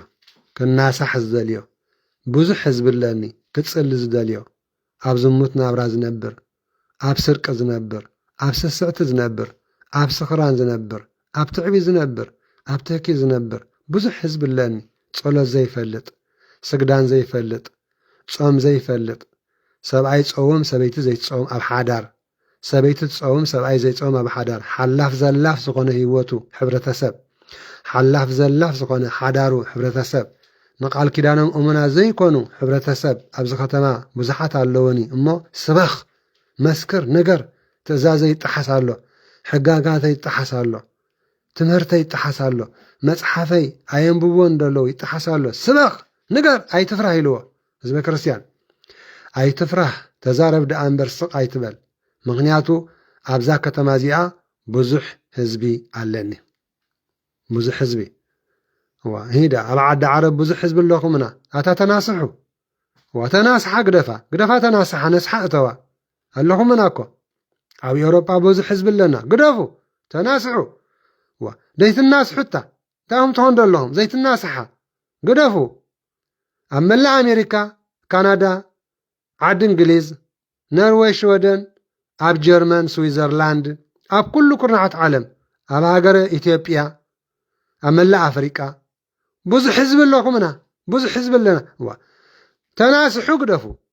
ኣንታ ዘይትናስሑ ኢኹም ግደፉ ምስ ኣምላኽ ተዓረቑ ንዕማ ቀረቡ ናብ ቤተ እግዚኣብሔር። ስለዚ ኣይትፍራሕ ተዛረብ ደኣ እምበር ስቕ ኣይትበል። ምክንያቱ ኣብዛ ከተማ እዚኣ ብዙሕ ህዝቢ ኣለኒ ኣነ ምሳኻ ስለ ዝኾንኩ ድማ ክጎድኣካን ክጻባኣካን ዝኽእል ሓደ እኳ የልቦን ሃየበሉ ንዕሞ ቅረቡ ክጎድኣናን ክጻባኣናን ዝኽእል ነገር ተልዩ ንዕሞ እስከ ቅረቡ ኣብ ክንዳና ኮይኑ ዝዋጋእ መን እዩ? እግዚኣብሔር። ንጎሆን ምሸትን ንጸሎት ንተስእ ኣለና ብሓይሊ መን? ብሓይሊ እግዚኣብሔር። ንጎሆን ምሸትን ንጸሎት ንእከብ ኣለና ብሓይሊ መን? ብሓይሊ መድሃኒ ዓለም ኢየሱስ ክርስቶስ። ንጎ ተኣምረ ማርያም ተኣምረ ሚካኤል ተኣምረ ኢየሱስ ንሰማዕ ኣለና ብሓይሊ መን? ብሓይሊ እግዚኣብሔር። ንዕመ በሉ እስከ ንዕነ በላ ቀረባ ህወ ጠንቆልቲ ቡዳ ዛርቲ ተመልከቱ ህዝበ ክርስቲያን እዚኣቶም ኩሎም ናይ ዓለም ነገራት ጸላስና ዲያብሎስ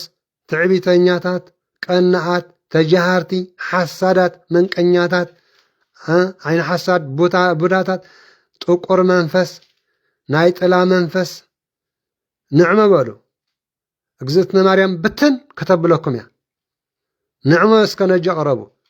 ሊቀ መላእክት ቅዱስ ሚካኤል መልአከ ሰላም መልአከ ምሕረት ብትን ከብለኩም እያ ወይዳ ኣይትፍራህ ኢልዎን ሐዋርያ ቅዱስ ጳውሎስ ህዝበ ክርስቲያን بسم آبن ولدن منفس قدسن تقبل مسكر قرب جوا تبع تقعز قال أملاخ يصفح إلوه هواني حزب كريستيان تبع عديهم سبعي كي فتحني مسقاد قد يفيا سبيتي كم زخايت بلني صوم قد يفيا متى حدارنا كحليله صوم قد يفيا متى حدارنا كحليله سجدان قد يفيا صلاة قد يفيا مصوات حبي أدب قد يفيا كيري أن سبعي كيتري أن سبيتي كم إذا عينت زي مسكرنات يوت زي كرسيان بيتا تملكوت حزب كرسيان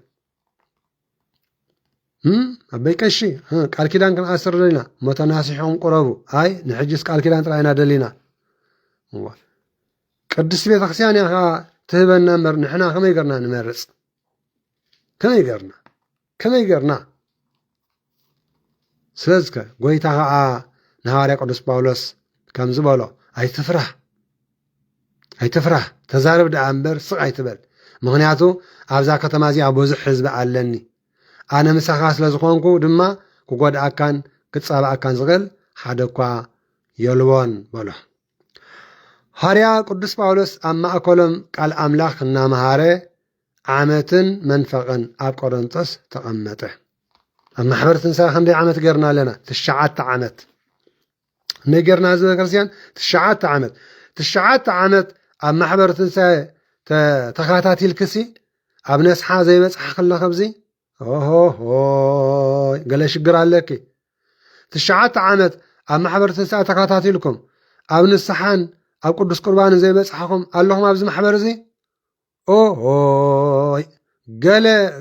جيغاتات عليكم قال تنقل لكم مالتي قال قدلت عليكم هو لبهم أقنعوا حمش شدشت عامت قال اثرف كاب جزيه كورونا ندحار أبز محبر تنسى ندا تساتفكم نقول مشت ندا سمعكم سي تناسحي اللهم زي تناسحكم اللهم زي تناسحنا اللهم زي قرأكم اللهم زي قربكنا اللهم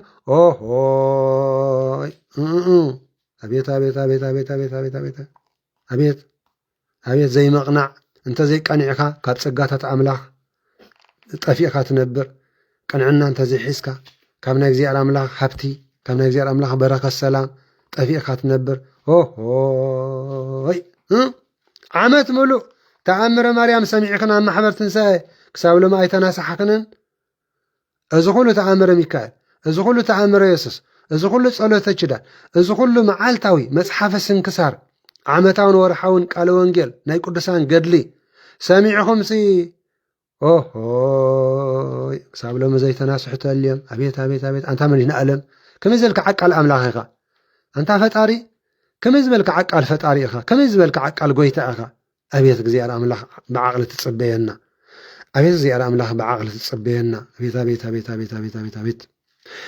نهاريا قدس باولوس كم زيلو قويتا أي تفرح تزارب دعان برسق أيتبال مغنياتو أبزا كتمازي أبوز حزبي ألني أنا مسخاس لزقون كدما كقود أكان كتصابع أكان زقل حدكوا يلبون بلو هاري قدس باولوس أما أكلم قال أملاخ إنما هاري عامة منفقا أب قرنطس تقمته بدحرزي غاليوس أب أكايا مسليانة الشيء مخلو أيهود حبيرهم أنصار حواري قدس باولوس تنسيهم نام قرايا أغربوه بزي حقي نأملاخ كملخوه نسابي حباب لالو ناول دما كسسوه حواري قدس باولوس كا ملسك مستدالو دما غاليس نأيهود كمزي بلم ጋይዮስ ንኣይሁድ ጋልዮስ ንኣይሁድ ከም ዝበሎም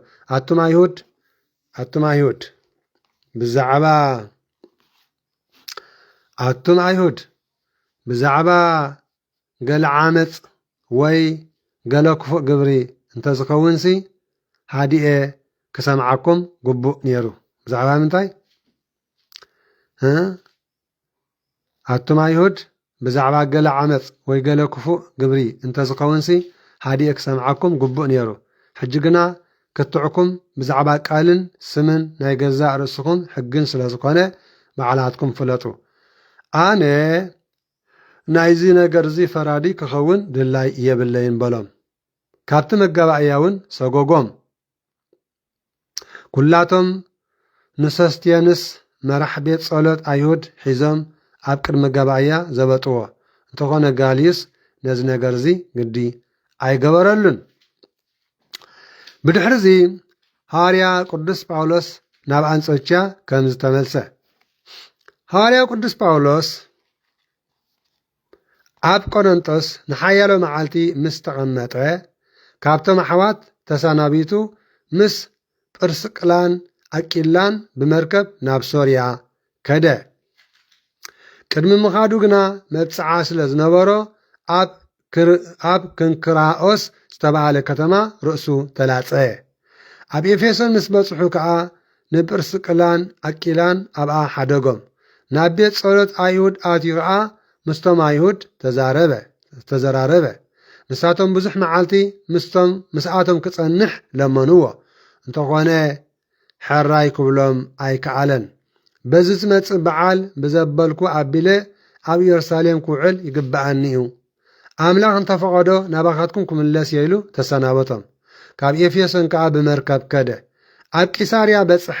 ካብኣ ናብ ኢየሩሳሌም ከይዱ ነታ ቤተ ክርስቲያን ሰላም ምስ በለ ናብ አንጾኪያ ወረደ። ገለ መዓልቲ ከዓ ኣብኣ ቀነየ። ካብኣ ተበጊሱ ኣብ ሃገር ገላትያን ፍርግያን እናዞረ ንኹሎም ደቀ መዛሙርቲ ኣጸናንዖም። ተመስገን ፈጣሪ ኩሉ ዓለም ኣጸናንዖም። ክንጸናናዕ ኢሉ እዩ እግዚኣብሔር ኣምላኽ ኣኪብና ዘሎ። ህዝበ ክርስቲያን እግዚኣብሔር በዚ ኣኪብና ዘሎ እንዳንገብር ኢና። ከምቲ ሐዋርያ ቅዱስ ጳውሎስ ቃል እግዚኣብሔር ኣምላኽ ኣብ ፍቑድ ሃገራት እንዳምሃረ ኣብ ፍቑድ ሃገራት እንዳሰበኸ ዘጸናንዖም ሎሚ እውን ኣነ ንስኻትኩምን እግዚኣብሔር ኣብ ግዜ ስደት ከይንጃጁ ከይንዝኽትም ጠርኒፉ ቅዱስ ቃል ኣምላኽ ከምዚልና ክንመዓድ ክንመሃር ዝኣኻኸብና መታን ክንጸናናዕ ኢሉ እዩ። ንኹሎም ደቀ መዛሙርቲ ኣጸናንዖም ኢሎ ሐዋርያ ቅዱስ ጳውሎስ ኣብ ቂሳርያ በጽሐ። ካብኣ ናብ ኢየሩሳሌም ከይዱ ነታ ቅድስቲ ቤተ ክርስቲያን ሰላም ምስ በለ ናብ አንጾኪያ ወረደ። ገለ መዓልቲ ከዓ ኣብኣ ቀነየ። ካብኣ ተበጊሱ ኣብ ሃገር ገላትያን ፍርግያን እናዞረ ንኹሎም ደቀ መዛሙርቲ ኣጸናንዖም። ተጸናንዑ በዚ ተሰምዑ ዘለኹም ናይ ሰላም ወንጌል ተጸናንዑ በዚ ሰምዕዎ ዘለኹም ናይ ፍቕሪ ቃለ ወንጌል ብስራት ተጸናንዑ። ክቡራን ህዝበ ክርስቲያን ንጸናናዕ። እግዚኣብሔር ዝተመስገነ ይኹን። ስለዚ አጵሎስ ኣብ ኤፌሶንን ቆሮንጦስን ሓደ አጵሎስ ስሙ ኣይሁዳዊ በዓል እስክንድርያ ብቅዱሳት መጽሓፍቲ ምሁርን ክእለት ዘረባ ዘለዎን ሰብኣይ ናብ ኤፌሶን መጸ። ብዛዕባ መገዲ እግዚኣብሔር ምሁር ነበረ። ንሱ ሽሕ እኳ ጥምቀት ዮሃንስ ጥራይ ዝፈልጥ እንተነበረ ብመንፈስ ተቓጺሉ ብዛዕባ ጐይታናን ኣምላኽናን መድሓንናን ኢየሱስ ክርስቶስ ኣዝዩ ይሰብኽን ይምህርን ነበረ። ንሱ ኣብ ቤት ጸሎት ኣይሁድ ብትብዓት ክምህር ጀመረ። ጵርስቅላን ኣቂላን ምስ ሰምዕዎ ከዓ ወሲዶም መንገዲ ኣምላኽ ኣጸቢቖም ኣረድእዎ። ቅንዕና እንተሒሽካ እግዚኣብሔር እንዳወሰኸካ እዩ ዝኸይድ በረኸት። ቅንዕና እንተዳሒዝና እግዚኣብሔር በረኸት ጸጋ እንዳወሰኸና እዩ ዝኸይድ። ምሕረት፣ ጥዕና፣ ሃብቲ ኩሉ እንዳወሰኸና እዩ ዝኸይድ። ንምንታይ? ኩሉ ካብ መን እዩ? ካብ እግዚኣብሔር ኣምላኽ ስለ ዝኾነ ክቡራን ህዝበ ክርስቲያን። ስለዚ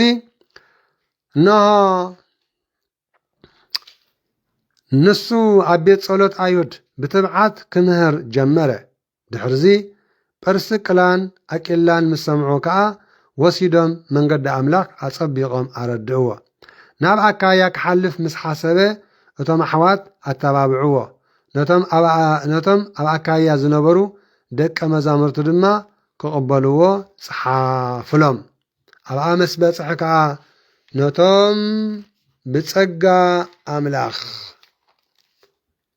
ብጸጋ ኣምላኽ ዝኣመኑ ብዙሕ ረድኦም። ምኽንያቱ ጐይታናን ኣምላኽናን መድሓኒናን ኢየሱስ ክርስቶስ መሲሕ ከም ዝኾነ ብቅዱሳት መጽሓፍቲ እናኣረድአ ንኣይሁድ ኣብ ቅድሚ ኩሉ ኣጸቢቑ ይረትዖም ነበረ። ንጎን ምሸትን ኣብ ማሕበር ትንሣኤ ቃለ ወንጌል እንዳተማሃርኩም ከለኹም ሎሚ ጴንጠ ጠጠው ደብሮም እንድሕር ኮይኖም ዋጋ ብልኩም ማለት እዩ። ጴንጠ ዝካትዕኹም እንድሕር ኮይኖም መናፍቃን ሓቲቶምኹም ዘይትምልሱ እንድሕር ኮንኩም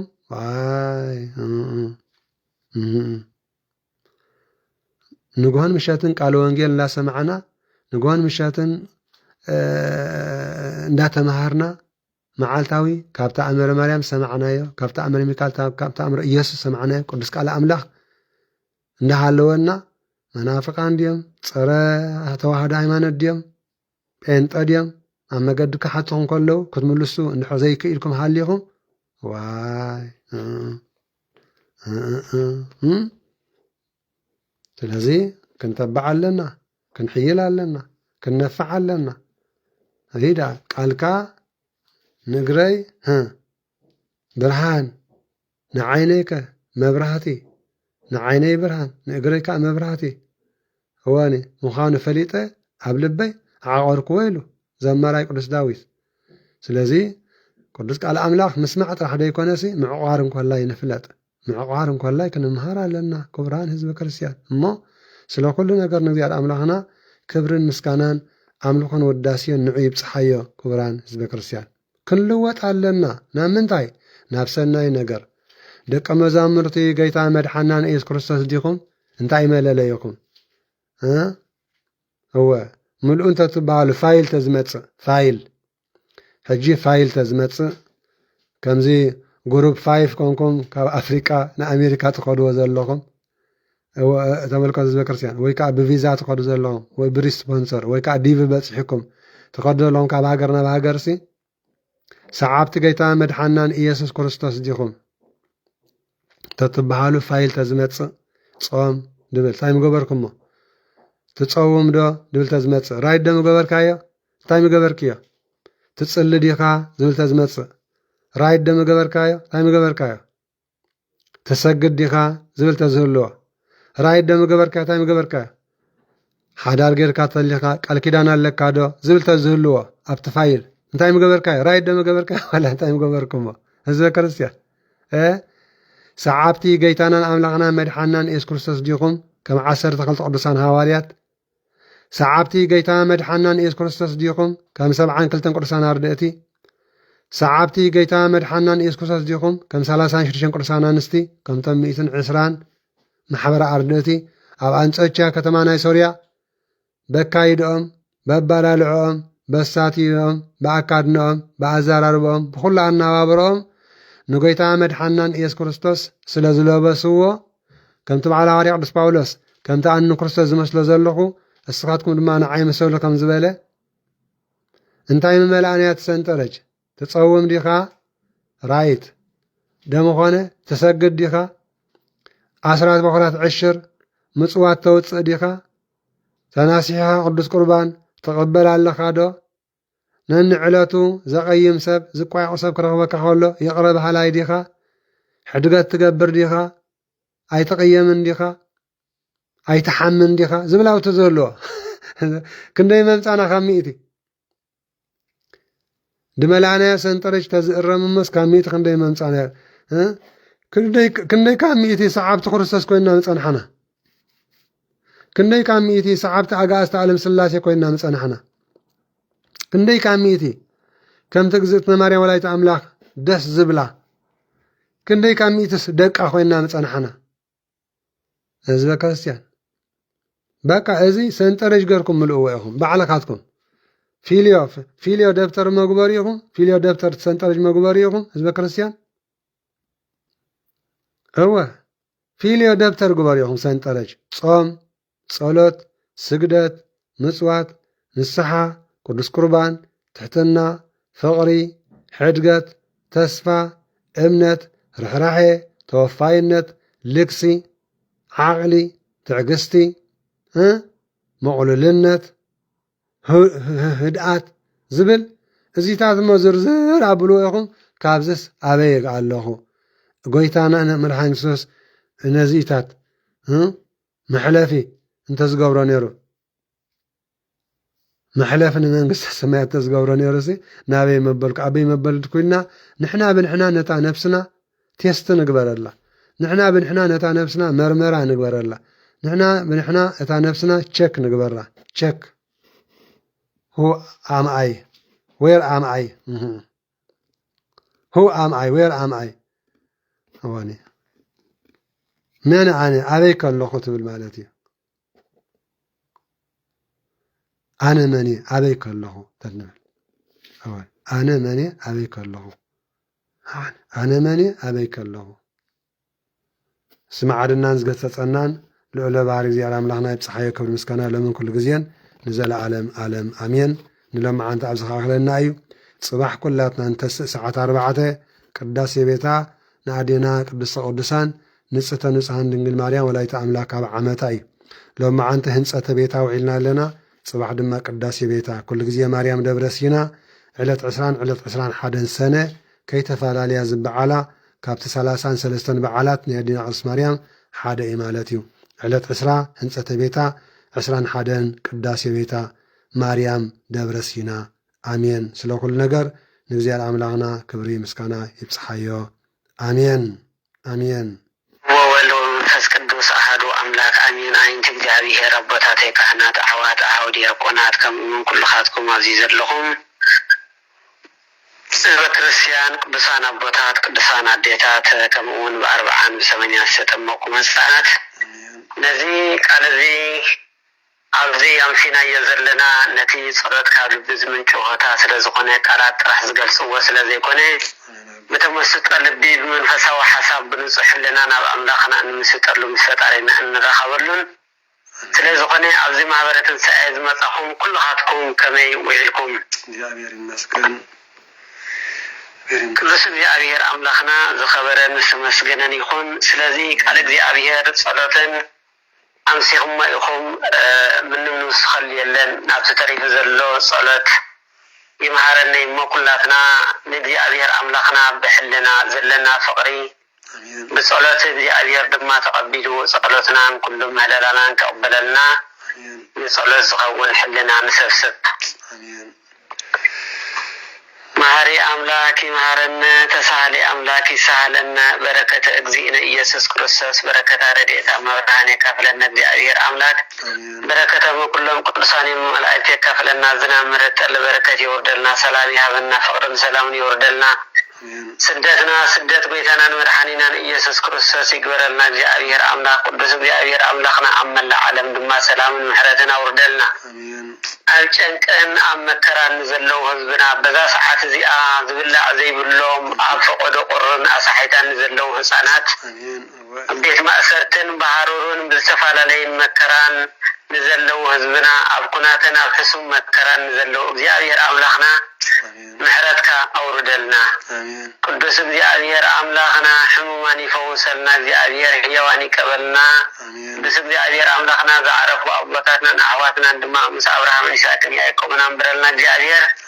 أبتر هو جنة وابتر نتفع رفسي ولا بزيابير أملاخ أو نزو السميات نبال أو نزو السميات قدسنا كنتعنا بسكك ويكون فقادك كما بسماء كما عبا ندرس يساينا زللتنا حبن يأكل لنا أبساينا جقاينا كمنا نهدب إذا عبس لنا تابعنا بزيا وستمان سبت الله دمنا ولا أنم كل أكوي اسم زيا كريت من قسط هاي الوصفات كبل عالم آمين بسلام قدس كبير الملاك أوزتنا مريم سلام لك نقل بلنا نقل سكاتش مجزيا بتصابات سلام لك بركت أنتي مانست وبروك فريكرسيتشي تفسير الستي ومريم تتسقى زيادة مسليتشي سعلي وتسلي مرتب أنت أنا حرفكم اللتشي يسوع كريستوس كما يسر لنا هتعوينا تمحسن نبتشي أمين يفتح ويسرق زينا وأملاكنا ودعنين يسوع كريستوس كان لك كان سر أسا ولولو ركسة دوران كان ساس تمزعون حوريات عوين كانت عيد كانت عرب سنات عقل كائمات كل فتان ونسعنا بأفعال من فقد توفي برهان أجزيو مهارنا كريستوس مرأسة تخلت أجزيو مهارنا كريستوس دي مهارنا كريستوس دي مهارنا كريستوس دي مهارنا كريستوس دي مهارنا كريستوس دي مهارنا كريستوس دي مهارنا كريستوس دي مهارنا كريستوس دي مهارنا كريستوس دي مهارنا كريستوس دي مهارنا كريستوس دي مهارنا كريستوس دي مهارنا كريستوس على فترته وزي ما تقبلته كن ولا من قصص سمعت بأن تجزتنا مريم كمهون والعصر تخل تجزيه بأن تجزتنا مريم مهارنا كريستوس بأن تجزتنا مريم مهارنا كريستوس بأن تجزتنا مريم مهارنا كريستوس بأن تجزتنا مريم مهارنا كريستوس بأن تجزتنا مريم مهارنا كريستوس بأن تجزتنا مريم مهارنا كريستوس بأن تجزتنا مريم مهارنا كريستوس بأن تجزتنا مريم مهارنا كريستوس بأن تجزتنا مريم كريستوس بأن تجزتنا مريم كريستوس بأن تجزتنا مريم مهارنا كريستوس بأن تجزتنا مريم مهارنا كريستوس بأن تجزتنا مريم مهارنا كريستوس بأن تجزتنا مريم مهارنا كريستوس يسوع كريستوس هاتيات وهاتيات لك يا هاتياتنا يريد لنا يا لا تقوم بركة بيترس وبولس يدرون لك زي تام سرعاتيات زيادة كم أثر حاتيات يفتحكم حضرنا إلى برو أدمت أنني هبكم آمين يفتبلوهم إذا كريستيان كلهم سريات وسر تفاتحوا يفتبلوهم الشيء زيادة كم أثر حاتيات يفتحكم كذي ذل شجر دما مع تقللوا محرتي وردنا زيادة نزازل جزية نزازل أوان أبزاز لنا يا جزية بس من بس زي نسرح انتقينو زم تم زي تسرحوا تم نسرح دما تنزل لهم متليتنا تم زي باللهم نزحنا وان ترداقي فينا نتعيا ስለዚህ እግዚአብሔር ሰላም ለቲ ይግረልና አሜን ተመስገን ፈጣሪ ሁሉ ዓለም ተመስገን ፈጣሪ ሁሉ እግዚአብሔር አምላክና ናይ ጽባሕ ንጉስ ሰባት ይበለና እግዚአብሔር አምላክና ምስጋና አሜን አሜን ሰባት ይበለና እግዚአብሔር አምላክና ምስጋና ይብዛሕ ፈጣሪ ሁሉ